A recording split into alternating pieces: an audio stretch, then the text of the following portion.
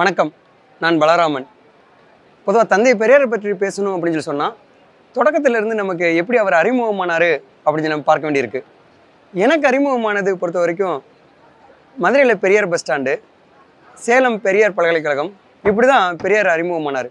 ஆனால் அதுக்கு படிக்கும் காலகட்டத்தில் அதுக்கான பிரங்கையே இல்லாமல் தான் நம்ம வளர்ந்து வந்திருக்கோம் அப்படின்றதுல நான் கொஞ்சம் வருத்தப்படுறேன்.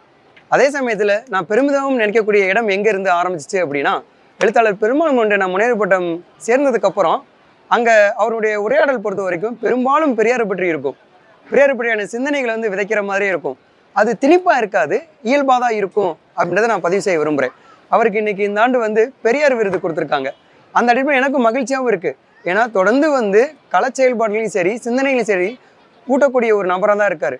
அந்த நபர் நமக்கு எப்படி ஊட்டியிருக்காரு அப்படின்ற அடிப்படையில் பார்க்குறப்ப மதம், ஜாதி, இனம், மொழி இதெல்லாம் கடந்து எப்படி ஒரு மாணவனை சிந்திக்கணும், ஒரு வாசகன் எப்படி சிந்திக்கணும் அப்படின்ற சிந்தனையை கொடுத்தது எழுத்தாளர் பெருமாள்ன்ற சொல்கிறதுல நான் பெருமிதம் கொள்கிறேன்.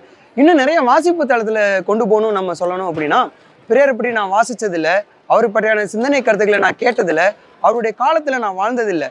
ஆனால் அவரை நம்ம எப்படி புரிஞ்சு கொள்ளணும் அப்படின்றதுல இது போன்ற எழுத்தாளர்கள் நான் நிறைய சிந்தனைகளை கொடுக்குறாங்க அப்படின்றதுல எனக்கு ரொம்ப மகிழ்ச்சியாகவும் இருக்குது. அதுக்கெல்லாம் இது போன்ற எழுத்தாளர்கள், இது போன்ற செயல்பாட்டாளர்கள் தான் இன்றைக்கி பக்கபலமாக நிற்கிறாங்க.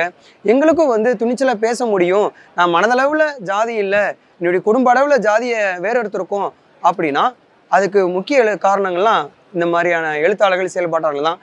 அந்த அடிப்படையில் எழுத்தாளர் பெருமாள்மனுக்கு நான் நன்றி தெரிவித்துக் கொள்கிறேன். அதே சமயத்தில் பெரியார் காலத்தில் வாழலைனாலும் அவருடைய எழுத்துக்கள், அவருடைய பேச்சுக்கள் இன்றைக்கும் தொடர்ந்து மக்கள் மத்தியில் போய் சேரதில் நாங்கள் பிரிந்த வரவேற்பு சொல்கிறோம். தொடர்ந்து இயங்கணும் அப்படின்றதுல நாங்கள் முனைப்பாக இருக்கோம். குறிப்பாக ஜாதி இல்லாமல் இயங்கணுன்றதில் தெளிவாக இருக்கோம். மிக்க நன்றி.